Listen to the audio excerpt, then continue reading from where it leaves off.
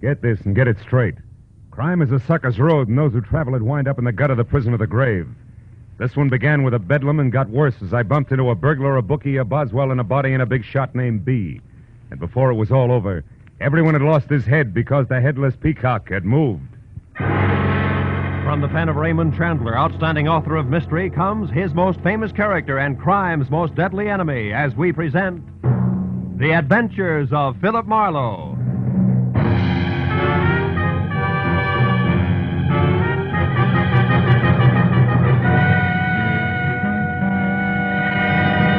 Now, with Gerald Moore, starred as Philip Marlowe, we bring you tonight's exciting story, The Headless Peacock. The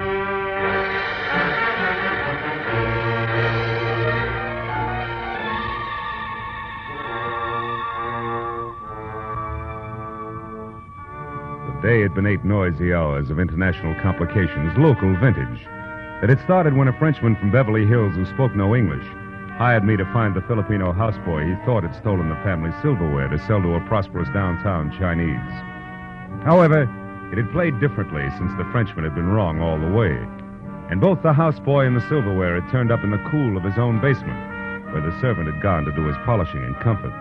Which was hardly the end of things, because even now, as I slumped behind the desk in my office exhausted, the accused Chinese, who was highly insulted, was on hand together with a nasty pet terrier tucked underneath his arm to tell me all about it. And just to top that off, the door was suddenly flung open and bedlam really set in, because the new arrival, who was maybe 28 with green eyes that sparkled in an almost pretty face, was also a redhead with demeanor to match. And it was obvious that, one, she wanted to hire me, two, she was in a hurry, and more important, Hey! Just a minute! Hold it, both of you. Now, Mr. Tang, I've had enough. Here, on your way out, take this. It's the Frenchman's address in Beverly Hills. The mistake was his. See him. Goodbye, sir. Thanks, honey. It was going to be me or that windbag with Terrier any minute. What can I do for you? Plenty, and all of it in a hurry. Sit down and listen hard, will you, Marlowe? My name is Dennis, front part Artie. Oh, which is short for what? The whole thing. It's really Ruth Dennis, R.D., see? Oh, that's cute. R.D., Artie. Yeah, what's the problem? It's a guy I love, Marlowe. He's tall, blonde, and his name is Gordon Holzer, and he sells shoes. But don't laugh, because when he connects, he does it by the carload. Mm-hmm. Also, I figure he loves me and at the moment is in lots of trouble. Why? Because when I came in on the train late this afternoon, Gordon wasn't on hand with the usual brass band. He wasn't at my apartment either. But a note was. Said he had to work late at the office. I waited an hour and then gave him a ring. They told me he wasn't in, hadn't been for 2 days. Next, I called his home. He has a bungalow up on Vista Del Mar, 7700 North. Mm-hmm. And when you got no answer, you started to worry, huh? Yeah, so I went up there. Gordon, of course, wasn't around, but somebody else was. Somebody small on the natty side, with no more eyebrows than a goldfish. He belonged to a new sedan, long and black. Did you talk to him? Oh, better than that. We wrestled. Have you got a cigarette? Oh, yeah, here. Thanks. It's all right. See, Marlowe, this guy was snooping around the place, so I decided to find out a few things. I made believe I had a gun in my pocket, and I told him to put his hands up. Oh, fine. Well, it worked for a while. Which brings us to the wrestling, huh? Yes. When I mentioned Gordon's name, he knocked me down. But he wasn't very big, so I managed to hit him once with my bag before he got away. Also, I ripped his coat pocket open. And here, this fell out. It's a newspaper clipping. A picture of a fat hunk of jewelry that was once stolen from someone named Isaac B. Stolen from Isaac who? B is in bzz. Oh. Look, it's a peacock with the head broken off. But with a tail that's loaded with diamonds, rubies, and emeralds. What does it mean? What is it? Marlowe, that's the reason I'm here. I don't know. Hmm. If you'll turn the clipping over, you'll see that the theft must have happened quite a while ago because the ad on the back features a Christmas special. Tell me, you figure that Gordon stole this from Mr. B? Well, no, I don't. Well, then why'd you come to me instead of the police? Well... You what? Come on, Artie, let's have it all, huh? Okay. That's better. I don't suppose it's smart not to tell you anyway. Gordon isn't all shoe salesman. He's part lunatic when it comes to the horses. You know, the right pony a day keeps the doctor's bills away. I thought I'd cured him. Now I'm less than sure. So you figured that maybe he got in too deep while you didn't know about it, and now he's trying to even things up by playing with stolen property. Is that it? I hope not. But even if it is, I still want to help him. Now, here's $100, Marlowe. Do you go to work for me, yes or no? Yes, on one condition. All right, what? If I find out the facts and pass them on to you, until and if he turns up crooked, and I drop it, agreed? Agreed.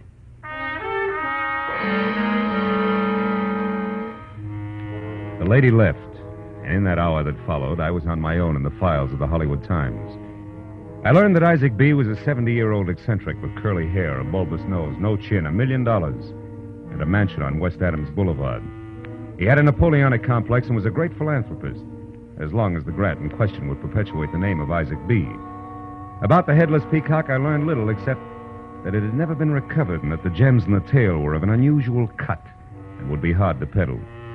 So it was 8:30 when I finally dropped the oversized bronze knocker monogrammed IB, after which a man about 40 with a sallow complexion and a voice as delicate as spun glass opened the door, halfway. Yes, sir? I'd like to see Mr. Isaac B., please. Name's Marlowe. And your business? Personal. I'm a private detective. And you? Me? Why, I'm Everett Ransom. I'm Mr. B's biographer, but also, Mr. Marlowe, I act as his aide. Now, if it's about money for some cause, you'll have to follow the usual channels and write to You Mr. B. can stop right there, Boswell. I'm not after money, just information. About what? A piece of jewelry that was stolen from Mr. B., a headless peacock. The peacock. You know of its whereabouts. I didn't say that. Now, do I see Mr. B. or no? You, young man. Open up, Ransom. Bless you, meet. Yes, sir. We'll sit over here in the foyer. How cozy. Thank you, Ransom. Mr. B., my name is Philip Marlowe. Yes. I heard a private detective, the peacock and all that. Well, what do you have to say? Not very much. I understand the peacock was stolen from you some months ago. Why, huh? yes. Yes, shortly before Christmas. It was one of Mr. B's favorites, priceless as both a museum piece and for the $100,000 worth of jewels. We all in the know that, Ransom. Yes, sir. Shall I go now, sir? No.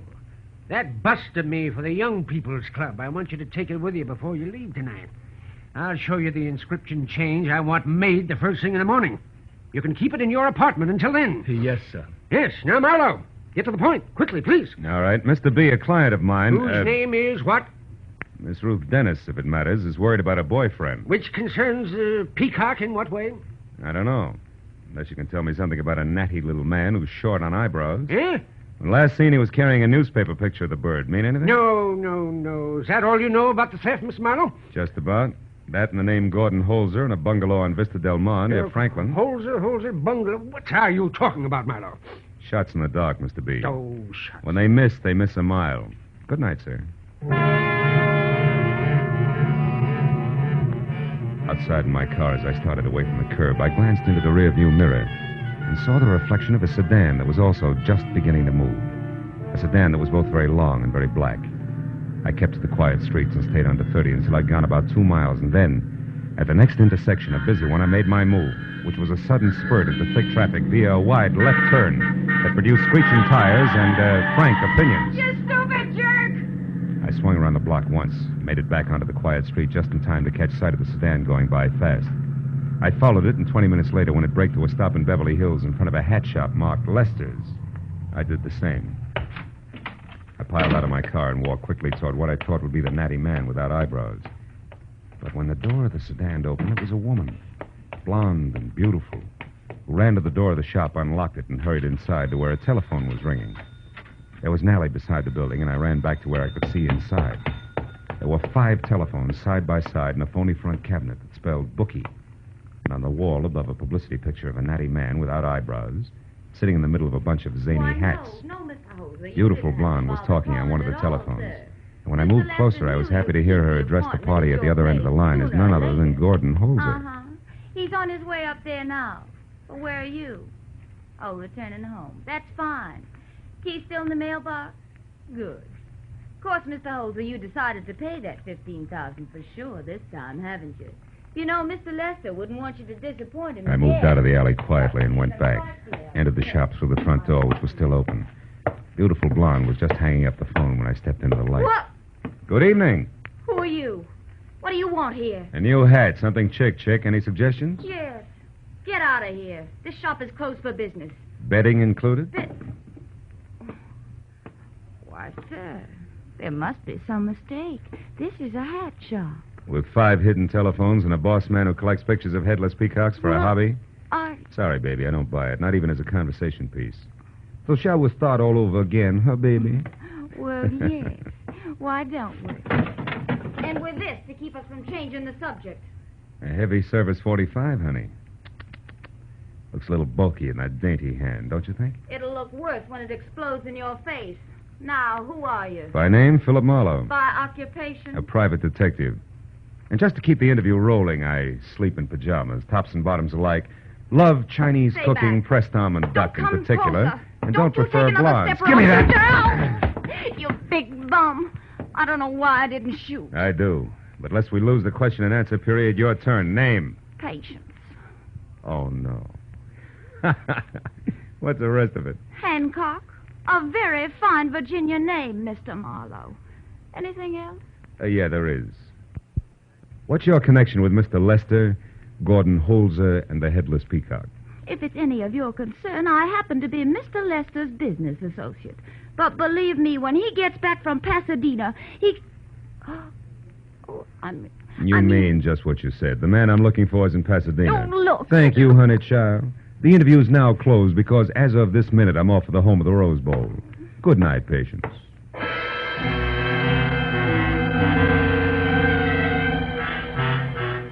I was going to Pasadena like Patience Hancock was going to join the Campfire Girls. But as long as the little Virginian wanted it that way, I couldn't see any reason not to play ball. So after I called my client and brought her up to date, blow by blow, I headed for 7700 North Vista Del Mar in what I figured was a business transaction, Headless Peacock included. I parked away from the place, which was cedar shingles under healthy ivy and a single lamp at work in the living room. Then I walked up to where I could see that a man, blond, tall, and alone, in hat, coat, and frightened face, was about to leave. When the door opened, I took that as my cue to switch 38 from shoulder holster and announce myself. Well, what do you want with me? Words, Mr. Holzer, lots of them. You see, I work for Mr. Holzer, that man on the floor there behind you, that natty little man without eyebrows. Seems quite still, isn't shot to death. He is. But I didn't do it. Honest, I didn't. Now, let me out of here. I gotta go. Start running? Come on, Holzer, I'm not all chump. Get back inside. Well, all right. But I can explain this. Oh, sure, it's easy. Like one, you lost too much money playing the horses through this dead bookie here who used to double as a milliner. Boy. And two, to square yourself with him, you got mixed up with $100,000 worth of Headless Peacock. Oh, look, and three, Mr. Holzer, as of just now, you had an appointment with said milliner, which body on the floor here says got out of hand. Do you care to add anything? Like how you got the Peacock away from Isaac B. and what took you so long getting around to peddling it? I don't know any Isaac B., nor did I. Or did you what? Outside the window. Somebody's moving. Yeah, somebody with a gun. Duck, Holzer. It's going to be lights out. He's going to shoot.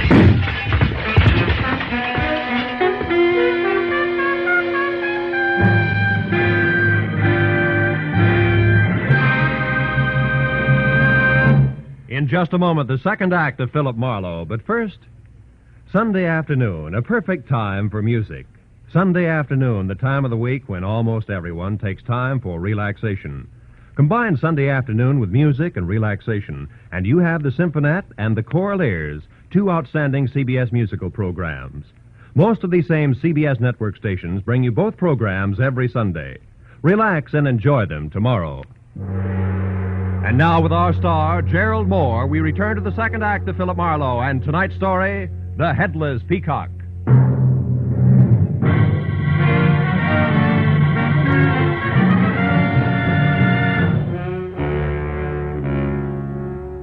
It had come 1, 2, 3. A corpse on the floor, shots through the window, and Gordon Holzer out the back door while bullets made lights out. And Marlowe on the floor, the smart move. It made this the time to call the law, so in case the character with the gun was still hanging around outside, I left the lights off, fumbled my way to the phone, and dialed 116 in the dark. A minute later, I had Detective Lieutenant Matthews on the wire. So you got a corpse, huh, Marlowe?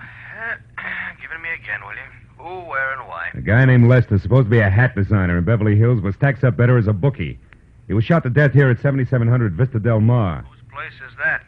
One Gordon Holzer. He has his name on the mailbox. Hey, got a motive, Marlowe? Well, it's a theory. It could be that Lester put on too much pressure trying to collect $15,000 Holzer owed him from bad bets on the ponies. There's more, but it'll keep till you get here, Lieutenant. Okay, Marlowe. A couple of the boys on their way now. Mm-hmm. I'll be over myself later. Stick around, will you? Yeah, okay. Goodbye. Marlowe, you promised me you wouldn't call in the police, but I heard enough to know you just finished talking to them. Didn't you two-faced cheat? You bet I did, cutie. What's more, when you hired me... I'm not through. I want to know something else. What are you doing here in the dark, and where is Gordon? All right. In that order, first the lights are out to keep me from being shot in the back. And second, your boyfriend Holzer left on a double because I was about to find out why Lester's body is here on Holzer's living room floor. Lester's body? You heard me. You mean that little man is in here, dead? Very much so. And don't burn yourself out on that shock surprise routine. Marlowe, I swear Okay, turn on a light and show me. Where is this corpse, if any? Baby, don't forget the last time lights were on in here, the room felt like the receiving end of a shooting gallery. I didn't see any firing line when I came in. Yeah, that's a point. But there are two ways of looking at it. Will you turn on a light, or will I? Okay. We'll play it your way. Yeah, take a good look. Oh, Marlowe, it's him, all right. Same little man. Artie, you knew I was coming over here. You knew the setup, and I was close to winning an argument with Holzer when somebody broke it up by shooting through that window, straight enough not to hit anything, even though Holzer was a perfect target. Add it up for yourself, baby. Oh, it wasn't me, Marlowe. Please believe me. You do, don't you? Let's look in this bag of yours first, Give Artie. me that. Yeah, in a minute. Well, that's one thing in your favor, no gun. Could have dropped it in the shrubbery on your way to the door, of course. Here's what I really want anyway. My keys? What do you want them for? I'll tell you later. Well, that's the boys in blue, and just in time. Yeah, you louse. In time for what? To hold on to you as a material witness. But... I've got work to do, and I want to get it done without you screaming at me all the way. Oh, I wish I'd never hired you. I wish I'd never heard of you. And another thing, if you're playing me for a patsy, kid, that's only the beginning. You'll need a deep well full of wishes before it's over, so come on, behave yourself. I told the two prowl car cops no more than I'd already told Lieutenant Matthews, except that Artie should be held because she was Holzer's girl. That plus the small lie that I'd cleared with the lieutenant to leave as soon as help showed, and I was out the door, into my own car, and pointed toward Artie's place, which was on Tamarin. I figured there was a good chance Holzer would head there first, and if I moved fast, I might catch up with him before the police did. Artie's place was dark, which could mean anything under the circumstances, so I dug in my pocket for the keys I'd taken from a purse and started for a door when footsteps behind me changed my mind. Oh, Marlowe. Mr. Marlowe, say this is a stroke of good luck finding you here. That depends. How'd you manage it, Mr. Ransom? Why, Mr. B has had me trying to locate you since about an hour after your interview this evening. I checked everywhere and finally looked up your client's name in the phone book, got this address, and, well, here you are. Yes, I know. Why have you been after me? What's all the excitement? And make it fast. I'm in a hurry. Yes. You see, your call this evening intrigued Mr. B and me very much, and after you left, we naturally began discussing the theft of the Peacock again. Naturally. Look, Ransom, get to some point, will you? I got things to do. Well, certainly, Mr. Marlowe. Well, sir, the point is that in going over in our minds the days preceding the theft, we both recall a man named Holzer or Holter or something very close to that. Mm-hmm. He came to the house one day claiming to represent a certain philanthropy. He was a fake, of course, and we never saw him again, but it was less than a week later that we discovered the Peacock was gone. Stolen. What did this man look like, you remember? Well, I most assuredly do. He was bald, about 50, and fat. No, it couldn't possibly be the same man. Oh, you found Mr. Holzer then? Once, briefly, there's no resemblance. Oh, I see. Well, I don't know how I'm going to break the news to Mr. B. He's upset all over again. I can't tell you how much that headless Peacock means to him. Try saying $100,000. And Mr. Marlowe, have you run across anything else tonight other than that newspaper clipping that would seem to be connected with the pin in any way? I can arrange a reward, you know. No, nothing. I'm sorry. Well, good night, Mr. Ransom. If anything comes up about headless peacocks, I'll call you as soon as... Well, what is it? What did you find? A note stuck on the door. Oh, maybe I should take No, it to no, I can handle it, really. Dearest Artie, I didn't realize how fast things got out of hand. I must have lost my mind. I'm going to undo all the wrong I've done, and I'm getting out. Love, Gordon. P.S. I should have listened to a smart girl in the first place. Why, Mr. Marlowe, the fellow sounds desperate. Yeah, he's got a right to. That natty little man I mentioned earlier tonight is dead, murdered. Oh, great Scott. But then, Mr. Marlowe, then how can this man possibly undo all the wrong he's done, as he says in that note? That beats me. But one thing is sure. This hands my little client a nice clean slate, which makes my next stop the police. I'll see you, Mr. Ransom, and happy peacock hunting.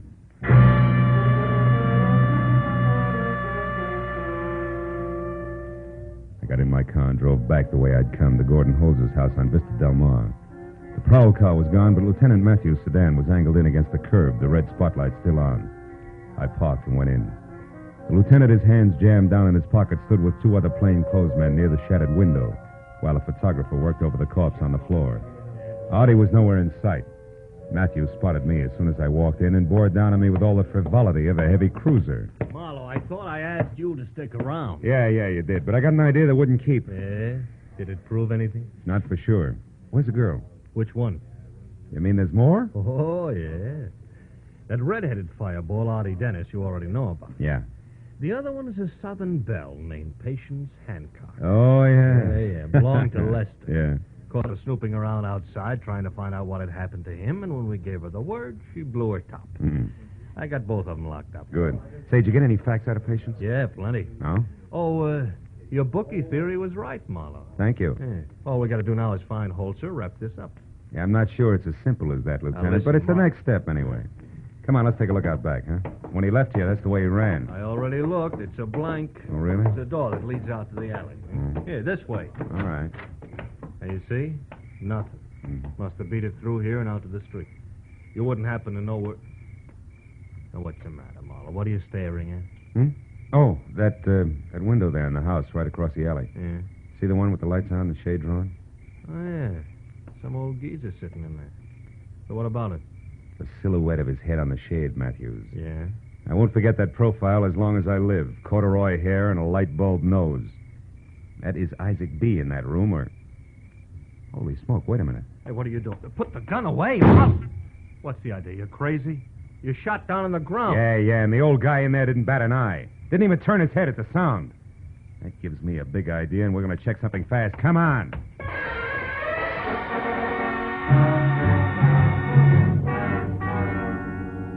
We ran back inside, and as I picked up the phone, Matthews found out for me that the house across the alley faced on Common Avenue. Then I dialed Isaac B.'s home number, and when I finally got a sleepy hello, I asked him a question.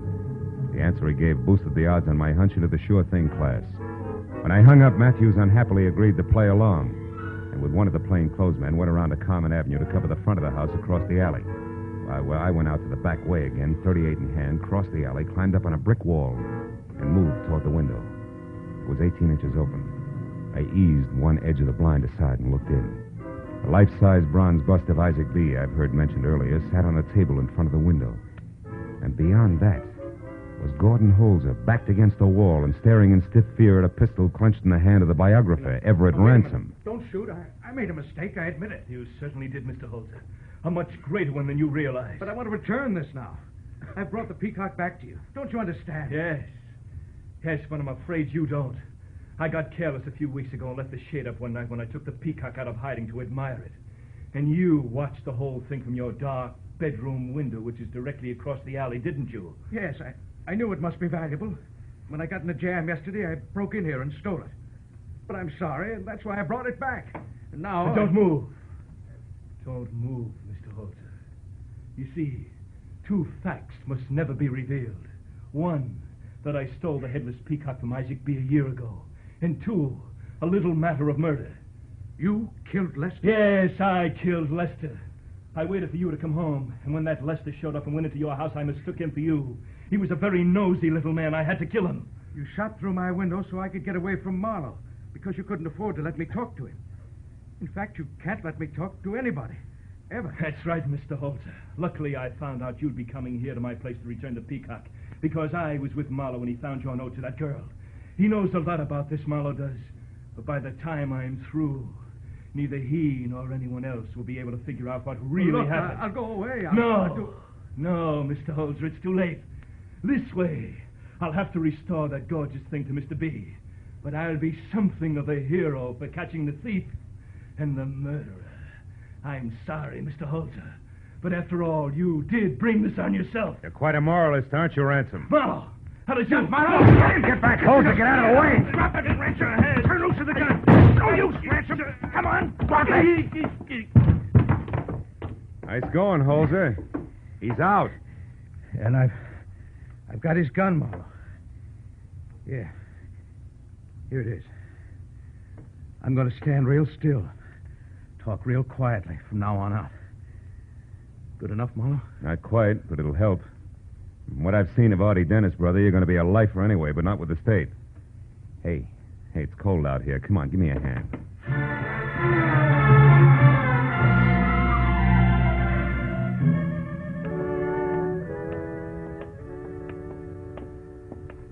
Thanks for getting me out of the pokey, Mr. Marlowe. You rat. No, I figure it's safe to turn you loose now, Artie. Uh-huh. Gordon's going to have to stay in here a while, I guess. That's right. But that won't be so bad. At least he'll be where no horses or women can bother him, till I can get to him again. Won't be for long. He's got a lot in his favor, you know. I hope so. I still don't understand how it all worked out. I was in jail, remember? How did you peg ransom? Well, I saw the profile of Isaac B. on a window blind. Didn't move even when I fired a shot. That convinced me that it was a bust of the old boy. So I called him up at his home, and he told me that Ransom had a house on Carmen Avenue, which put it right across the alley from Holzer's. From there, it all fit. Well, why didn't Ransom kill Gordon when he fired those shots through the window? Oh, that. He still hoped to recover the Peacock for himself at that point. But he didn't know where Gordon had put it, so he couldn't afford to kill him right then. Oh, lovely. You know, Marlowe, all in all, we're pretty lucky, Gordon and I. Yeah. Try to keep it, will you, baby? Keep it that way on everything but the horses. Oh, you can make book on that, mister. Mm-hmm. Good night, Phil. Good night, baby.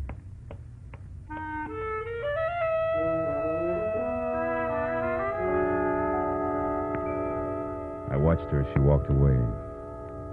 She looked up at the barred windows where a very willing guy was learning a lesson he needed badly. Tossed him an okay with the fingers of one hand. You know, it made me feel good because I was sure she meant it. Was the kind of a kid who could make it stick. Then I drove home, and all the way I thought about the crazy assortment of people that had become involved because of the ponies and the Headless Peacock. I was still thinking about it over a glass of milk in my kitchen when I glanced at the newspaper on the table, opened to the Swartz page. Oh, it was like magic. My eye was drawn to a box in the corner and down the morning line for tomorrow's races until it stopped at the name Lucky Peacock. Oh, it was perfect. A hunch that couldn't miss.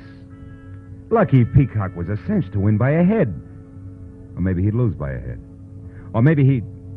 Yeah, well, it's no use, Marlowe. Tomorrow you go to the races.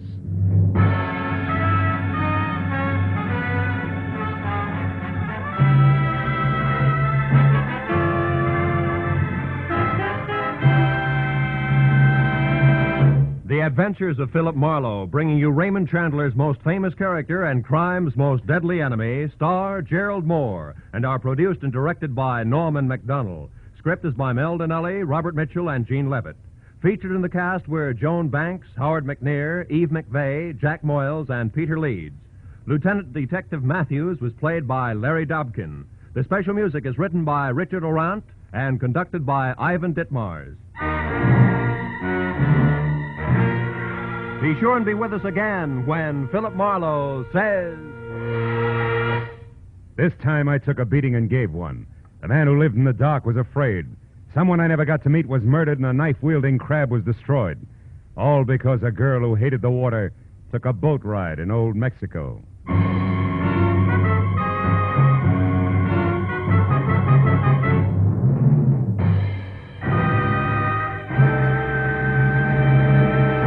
One step to curing a disease is recognizing it and treating it. Hate is a disease, recognized by those who refuse to spread the doctrine of hate by speaking against a fellow American because of his color, race, or religious creed. The treatment to cure the disease of hate is to accept or reject people on their individual worth and to speak up wherever you are against prejudice and for understanding, to do your part to build a truly united America. This is Roy Rowan speaking. Now, stay tuned for Gangbusters, which follows immediately over most of these same stations.